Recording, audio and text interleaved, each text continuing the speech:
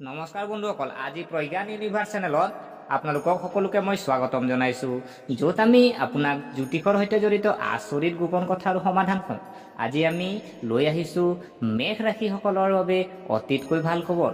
বন্ধুসকল, মহাশিৱৰাত্ৰিৰ দিনটোত হিন্দু ধৰ্মত অতি বিশেষ বুলি গণ্য কৰা হয়। আজিৰ দিনটোত দেৱাদিদেৱ মহাদেৱক পূজা কৰাৰ সমান্তৰালকৈ ব্ৰত পালনৰ পৰম্পৰা আছে। ফাগুন মাহৰ কৃষ্ণপক্ষৰ চতুৰ্দশী তাৰিখত মহাশিৱৰাত্ৰি উৎসৱ পালন কৰা হয়। এইবাৰ 2025 চনৰ 26 জানুৱাৰী মহাশিৱৰাত্ৰি পালন কৰা হৈছে। এই দিনটো এক অতি বিৰল যুগৰ সৃষ্টি হৈছে, যাৰ বাবে মেষ ৰাশিয়ে ভগৱান শিৱৰ বিশেষ আশীৰ্বাদ লাভ কৰিব পাৰে। গতিকে পলম নকৰি আহকচোন ভিডিঅ'টো আৰম্ভ কৰোঁ। প্ৰিয় দৰ্শক, জ্যোতিষসকলৰ মতে এইবাৰ মহাশিৱৰাত্ৰিৰ দিনা এক অতি বিৰল দুৰ্লভ সংযোগৰ ঘটনা সংঘটিত হৈছে। আজিৰ দিনটোত গ্ৰহবোৰ অৱস্থান একেবাৰে বেলেগ হ'বলৈ গৈ আছে। আপোনালোকক কওঁ যে ধনৰ দাতা শুক্ৰ মীন ৰাশিৰ উচ্চ ৰাশিত থাকিব, যাৰ বাবে মালব্য ৰাজযোগলৈ উঠিছে। ইয়াৰ সমান্তৰালভাৱে মীন ৰাহুত শুক্ৰ ৰাহুৰ সৈতে সংগঠিত ৰাখিছে। ইয়াৰ বাহিৰেও কুম্ভ ৰাশিত সূৰ্য শনিৰ সংযোগ ঘটি আছে। পিতৃ পুত্ৰৰ মিত্ৰতাত বহু ৰাশিৰ উপকাৰ হ'ব।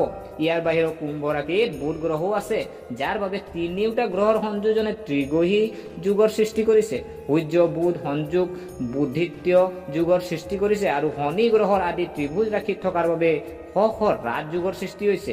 1873 চনত এনে দুৰ্লভ যুগৰ কাণ্ড সংঘটিত হৈছিল আৰু 2025 চনত প্ৰায় 149 বছৰৰ পাছত হ'বলৈ গৈ আছে। ইয়াৰ উপৰিও আজিৰ দিনটোত শিৱৰ লগত সৰ্বাৰ্থত সিদ্ধি যোগো গঢ় লৈ উঠিছে। মেষ ৰাশিৰ ওপৰত ভগৱান শিৱৰ বিশেষ আশীৰ্বাদ থাকিব পাৰে। গতিকে জানো আহকচোন, মহাদেৱে মেষ ৰাশিৰ প্ৰতি দয়ালু হ'ব নেকি? প্ৰিয় দৰ্শক, মেষ ৰাশিত সূৰ্য বুধ আৰু শনি একাদশ স্থানত থাকিব। ইয়াৰ লগতে শুক্ৰ দ্বাদশ স্থানত থাকিব।